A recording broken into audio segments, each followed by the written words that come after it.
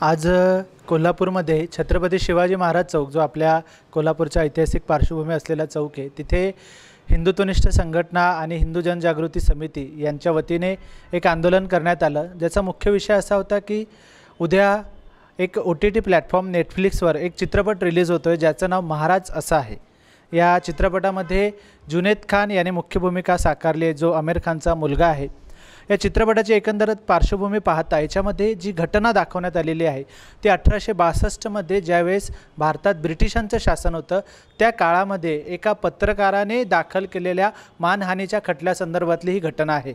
प्रत्यक्षात जर विचार केला तर ब्रिटिशांच्या काळात ज्यावेळेस भगतसिंग सारख्या देशभक्त क्रांतिकारकांना आतंकवादी संबोधलं गेलं होतं, अशा काळामध्ये दाखवलेली किंवा घडलेली ही घटना चित्रपटाच्या स्वरूपात आज समाजासमोर आणणं हे कितपत योग्य आहे याचा विचार आज या आंदोलनाच्या माध्यमातून आपण समस्त हिंदूंपुढे ठेवलेला आहे। तर आमची अशी मागणी या निमित्ताने आहे की हा जो चित्रपट उद्या नेटफ्लिक्सवर रिलीज होतो आहे तो पूर्णपणे त्याच्यावर बंदी आणण्यात यावी। गेले काही दशक आपण जर विचार केला तर बॉलिवूडमध्ये हिंदी चित्रपटसृष्टीमध्ये वेगवेगळ्या स्वरूपाचे जे चित्रपट आले, सिनेमा आलेत, तर त्याच्यामध्ये ज्यावेळेस पटकथा किंवा चित्रकथा निर्माण केल्या जातात तर त्याच्यामध्ये गुंडच्या भूमिकेमध्ये जे दाखवले जातात तर ते रुद्राक्षांच्या माळा घातलेले दाखवले जातात, भगवे वस्त्र घातलेले दाखवले जातात किंवा आश्रम वेबसिरीजसारख्या वेबसिरीजमध्ये सुद्धा आश्रमाची पटकथा त्या ठिकाणी दाखवली जाते।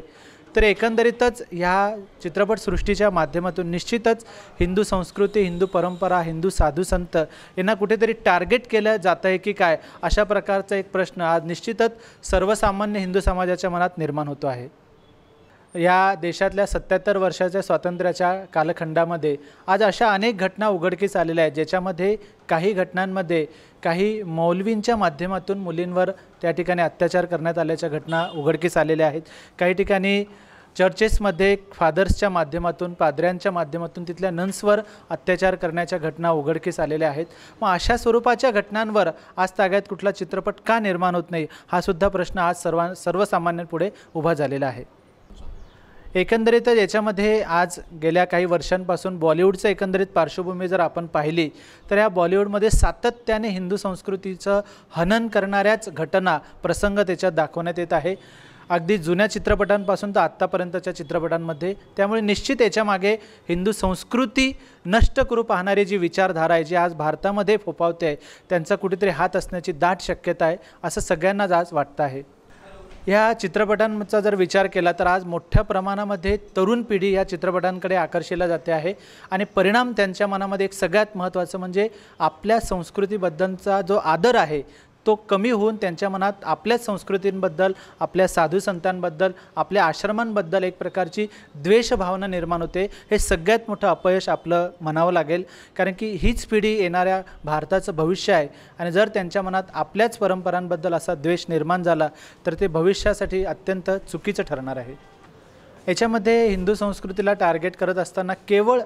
हिंदू संस्कृती, हिंदू साधू संत, परंपरा किंवा हिंदूंच्या एकंदरीत सण उत्सव यांनाच टार्गेट केलं जातं आहे, मात्र कुठेही अन्य धर्मीय असतील, मुस्लिम असतील, ख्रिश्चन असतील, त्यांच्यामध्ये सुद्धा ज्या गैरप्रकार आहेत, ज्या गैरप्रथा आहेत त्यांना कुठे या ठिकाणी एक्सपोज केलं जात नाही। अशा प्रकारची परिस्थिती आज आपल्याला पाहायला मिळते आहे।